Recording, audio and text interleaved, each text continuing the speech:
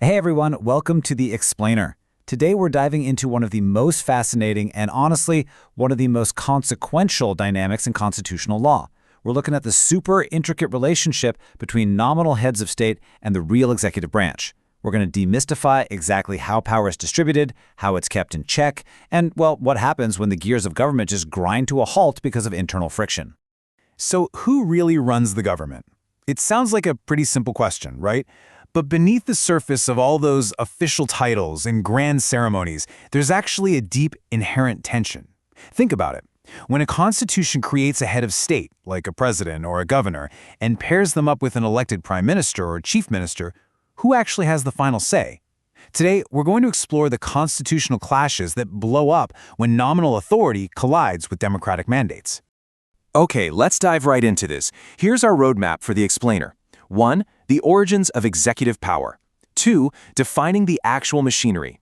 3. The union and state structures. 4. The all-important aid and advice rule. And finally, number 5, we'll look at some epic landmark battles. Section 1. Origins of Executive Power, from Divine Right to Parliamentarian Democracy.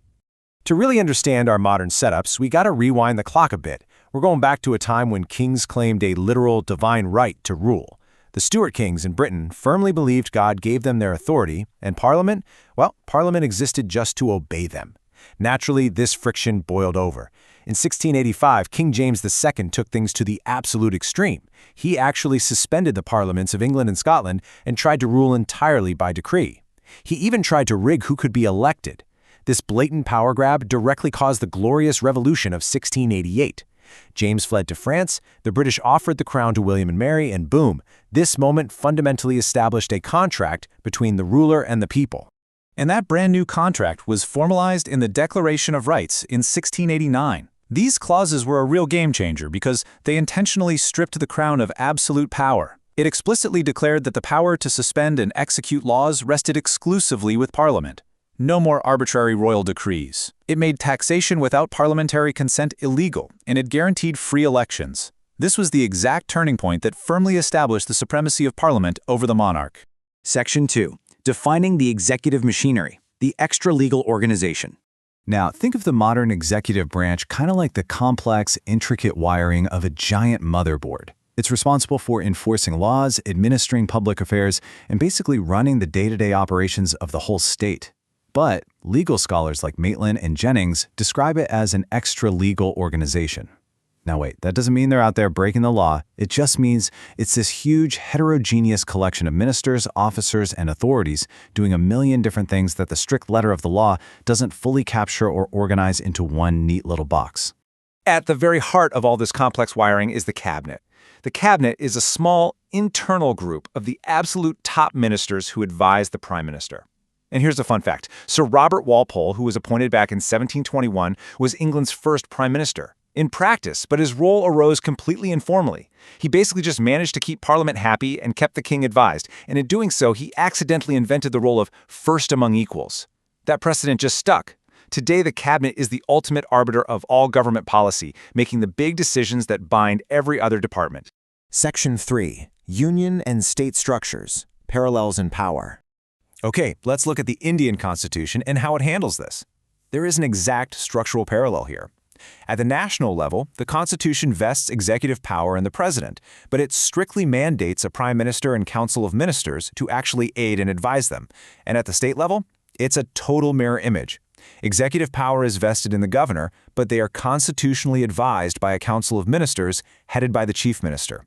The framers literally copy-pasted the exact same parliamentary model at both the national and state levels. So, the sweeping executive powers of the Union government are, in practice, exercised by the Union cabinet. We're talking formulating policy, managing the entire budget, overseeing foreign affairs, handling crucial appointments, the whole shebang. But here is the absolute linchpin of the whole system: collective responsibility.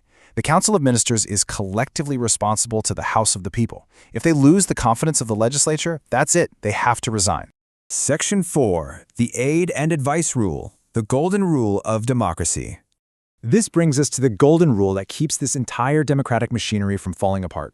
The crucial point here was captured beautifully by the Supreme Court way back in 1955 in Ramjawaya Kapoor versus State of Punjab. The court stated outright that the president is just a formal or constitutional head. The real executive powers are vested in the ministers or the cabinet.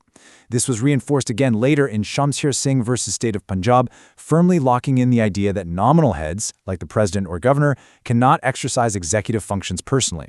They absolutely must act on the aid and advice of the elected ministers. However, there are exceptions, and this is exactly where things get complicated. The President of India's discretion is strictly limited to well-established constitutional conventions, things like promulgating emergency ordinances or choosing a prime minister when no single party has a clear majority.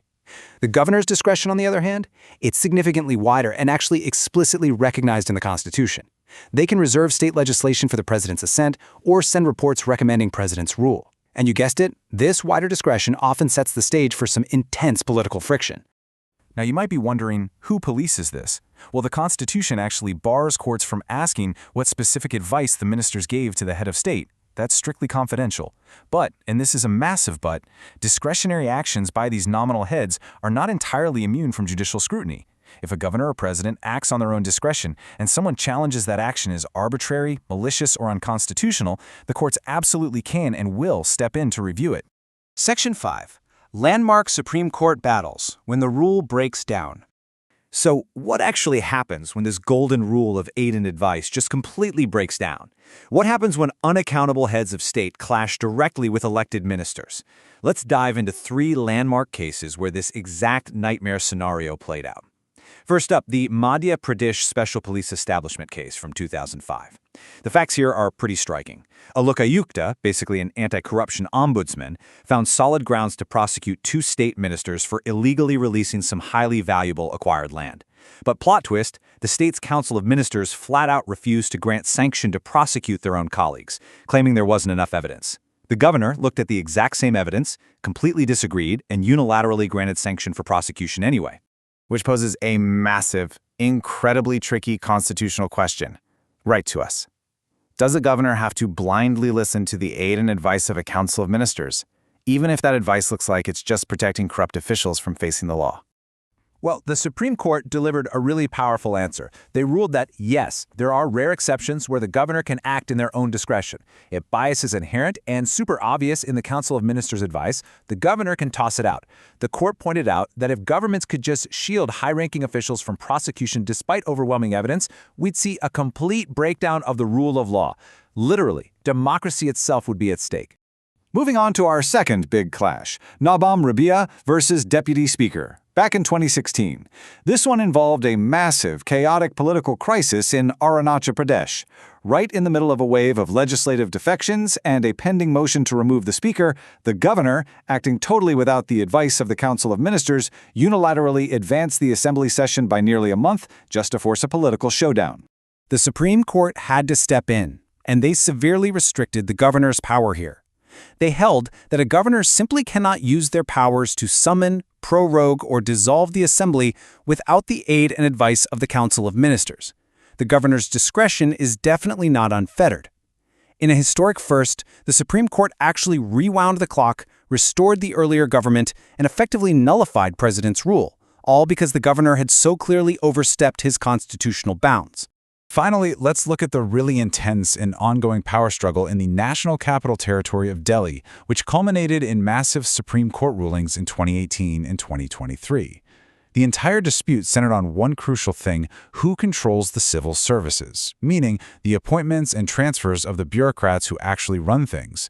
Is it the democratically elected Delhi government or the centrally appointed lieutenant governor? To resolve this massive tug-of-war, the Supreme Court mapped out what it called the triple chain of command, and this concept is absolutely essential for a parliamentary democracy to work. It goes like this.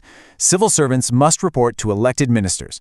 Those ministers then report to the legislature, and the legislature ultimately reports to the people. The court ruled that the lieutenant governor is firmly bound by the aid and advice of the Council of Ministers, because any interference by the LG in civil services completely disrupts this chain of democratic accountability.